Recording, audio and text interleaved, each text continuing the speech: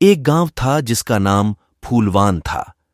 गांव को देखकर लगता था कि मानो ये गांव नहीं बल्कि एक शमशान हो, और गांव वाले भी वहां ज्यादा नहीं थे, क्योंकि उस गांव में शाम के बाद एक चुड़ैल घूमती है और वो चुड़ैल गांव के सारे आदमी को मार के खा लेती थी। इस डर से वहां ज्यादा लोग नहीं रहते थे।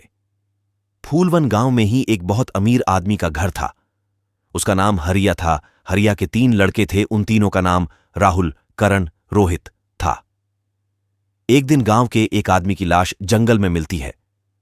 लाश का नाम पंकज था। सब गांव के लोग पंकज की लाश को देखकर बोलते हैं, पक्का ये काम उस जंगल वाली चुड़ैल का होगा। कुछ दिन बाद राहुल रोहित से बोलता है, चलो रोहित, हम बहुत दिनों से बाहर नहीं गए हैं, चलो आज हम जंगल चलते हैं। पर रोहित बोलता है, नहीं भाई, पापा ने हमको जंगल जाने से मना किया था, हमको जंगल नहीं जाना चाहिए।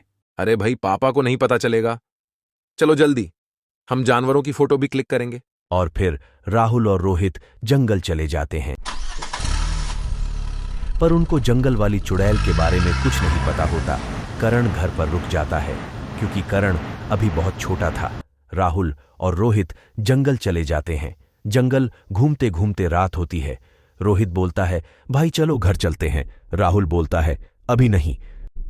जब राहुल और रोहित चल रहे थे तो उनको ऐसा लगता है कोई और भी उनके साथ चल रहा है। राहुल, रोहित को बहुत डर लग रहा था। दोनों जल्दी जल्दी भागते हैं। तभी उनके सामने वाले पेड़ पर एक लाश टंगी होती है। दोनों के सामने एक आत्मा का साया दिखता है और देखते देखते चुड़ैल आ जाती है। इससे पहले राहुल और रोहित कुछ करते, चुड़ैल दोनों को मार देती है। फिर अगले दिन जब गांव वाले सुबह देखते तो गांव वाले बोले, अरे भाई, ये तो हरिया के बेटे हैं, ये दोनों यहां कैसे, और इनका भाई कहां है? अच्छा हुआ वो नहीं आया, वरना वो भी मारा जाता। ये बात चुड़ैल सुनती है। उसको पता चलता है कि इनका भाई भी है।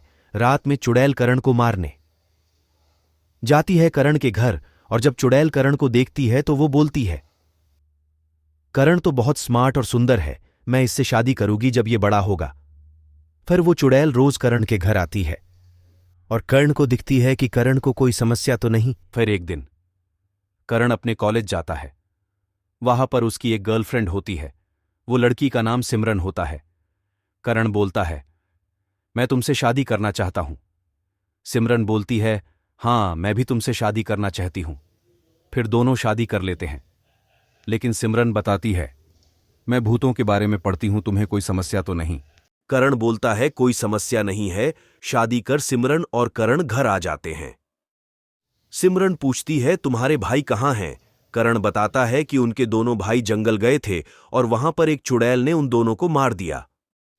सिमरन पूछती है, तुमको चुड़ैल के बारे में कुछ पता है? हाँ, वह चुड़ैल सामने वाले जंगल में रहती है।